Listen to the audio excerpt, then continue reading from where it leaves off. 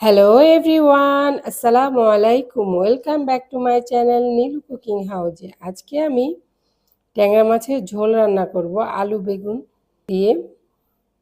প্রথমে আমি মাছগুলো কেটে ধুয়ে নিব। ট্যাংরা মাছগুলো আমি ভালোভাবে ধুয়ে নিয়েছি। এখন তাতে দিয়ে দিব পরিমাণ মতো লবণ। আমি হাফ চামচের মতো লবণ দিয়েছি। হলুদ দিয়ে দিব হাফ চামচ। মরিচের গুঁড়ো দিয়ে দিব হাফ চা চামচ। মাছটা আমি ভালো করে মেখে নিব। মেখে 20 মিনিটের জন্য আমি রেখে দিব। চুলাটা অন করে দিয়েছি। মাছগুলো ভেজে নিব।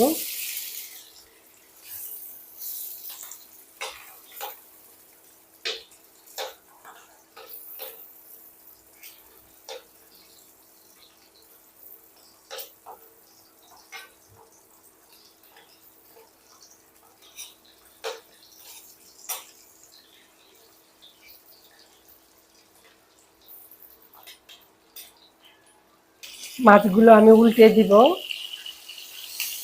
এক পাশ ভাজা হয়ে গেছে।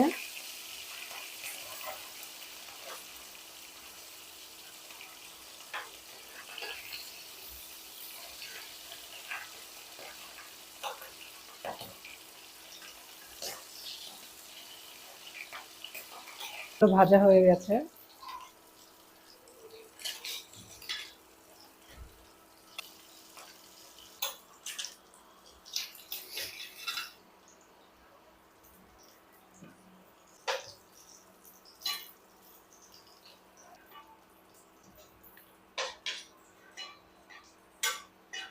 মাছগুলো আমার ভাজা শেষ। আমি এখন চুলাটা বন্ধ করে দিব। সব মাছ আমি তুলে নিয়েছি। আমি বেগুনটি আস্ত ধুয়ে কেটে টুকরো করে নিব, আর আলু দুটো ছিলে ধুয়ে টুকরো করে নিব। বেগুন আলু আমি টুকরো করে কেটে নিয়েছি। মাছগুলো আমার ভাজা হয়ে গেছে। এখন আমি রান্নাটা শুরু করব। আমি চুলাটা অন করে দিব। আমি সরিষার তেলে রান্না করব। আমি সরিষার তেল দিয়ে দিব আধা কাপের মতো। তেলটা গরম হয়ে গেছে।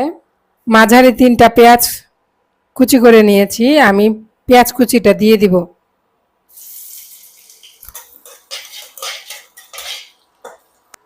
পেঁয়াজটা হালকা ভাজা হয়ে গেছে। এখন আমি 2 চামচ রসুন বাটা ফ্রোজেন করে রেখেছিলাম, 1 চামচ আদা বাটা দিয়ে দিব, 1.5 চামচ লবণ দিব, 1 চামচ দিলাম, আরও হাফ চামচ দিলাম।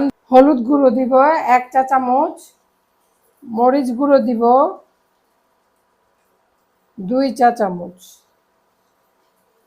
ঝাল আপনাদের পছন্দ মতো।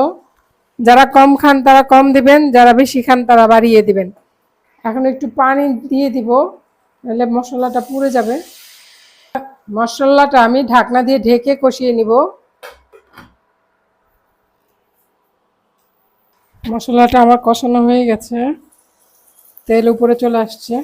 এখন আমি আলু আর বেগুন টুকরো করে কেটে রাখা দিয়ে দিব।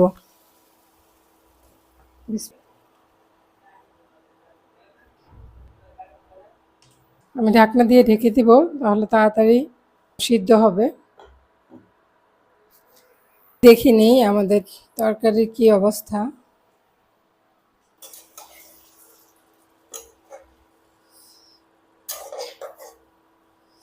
এখন আমি একটু গরম পানি করে রেখেছি, গরম পানি দিয়ে দিব।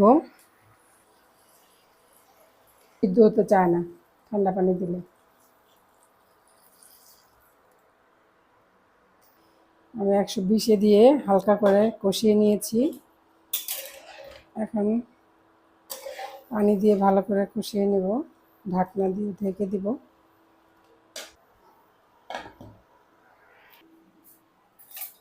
ঢাকনা উঠিয়ে দেখে নেই কি অবস্থা তরকারি।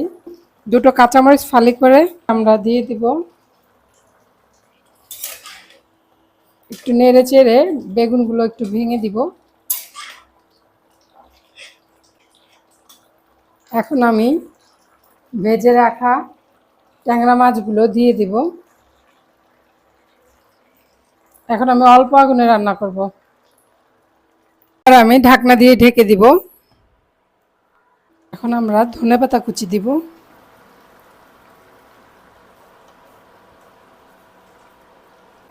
তরকারিটি হয়ে গেছে, এখন আমরা চুলাটা বন্ধ করে বাটিতে বেড়ে নিব। আমি বাটিতে বেড়ে নিয়েছি তরকারিটি। আপনার রেসিপিটি বাড়িতে অবশ্যই ট্রাই করবেন। কেমন হয়েছে কমেন্টে জানাবেন। আমার ভিডিওগুলো যদি ভালো লেগে থাকে তাহলে অবশ্যই একটি লাইক দিবেন এবং আমার চ্যানেলটিকে সাবস্ক্রাইব করে আমার চ্যানেলটির পাশে থাকবেন। সবাই ভালো থাকবেন। আল্লাহ হাফেজ।